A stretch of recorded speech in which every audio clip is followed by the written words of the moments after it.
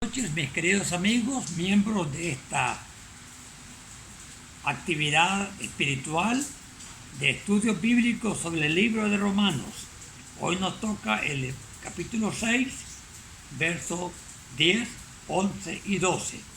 Dice el 10, porque en cuanto murió, habla de Cristo, al pecado murió una vez por todas. Mas en cuanto vive, para Dios vive. Este pasaje habla de dos cosas que son contrastes bíblicamente en la persona de Cristo. La primera parte nos habla de su muerte. Dice que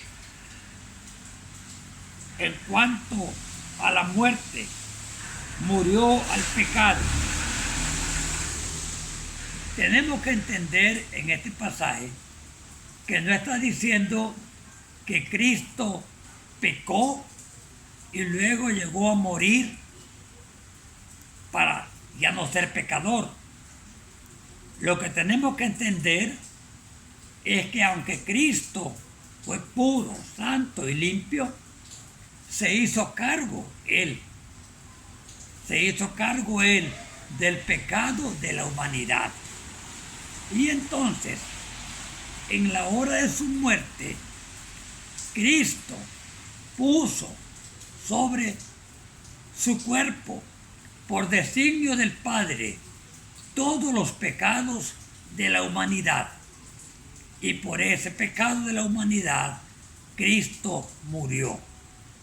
Pero la Biblia dice que el cuerpo de Cristo nunca fue corrupto, nunca se inflamó, nunca se hinchó, nunca se descompuso, porque el poder de Dios el Padre lo mantuvo íntegro, y así Él resucitó con el mismo cuerpo que resucitó, pero en forma glorificada. Luego ascendió al cielo y se sentó a la diestra del Padre. O sea que Cristo murió por el pecado de los pecadores, pero resucitó para vivir a la diestra del Padre por la eternidad. Y desde allí Él intercede por nosotros los que creemos en Él. Y el verso 11 dice: así también vosotros, los creyentes, consideraos muertos al pecado, pero vivos para Dios en Cristo Jesús, Señor nuestro.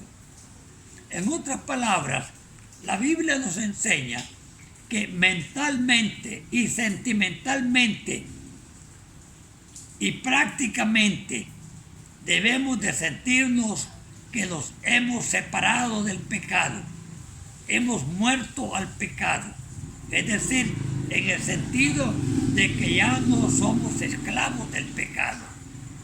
Les he explicado en otras reuniones que pecamos aún siendo creyentes, pero no pecamos en carácter de esclavos del pecado, sino en carácter de dueños, poseedores de una naturaleza pecaminosa que queda reinando en nosotros y viviendo en nosotros aún después de haber creído, habernos bautizado y habernos fortalecido en la vida cristiana. De tal manera que quiero animarles a creer en Cristo y a esforzarse por vivir para Él, considerándose muertos al pecado. Esta es mi obligación también como pastor y como creyente, y ustedes lo pueden hacer si creen en Cristo. Quiero orar por ustedes. Padre, bendice a los hermanos que están escuchando y participando en este corto estudio. Gracias porque, Señor, son verdades espirituales que queremos aprender y practicar. En el nombre de Cristo lo agradecemos y pedimos. Amén y amén.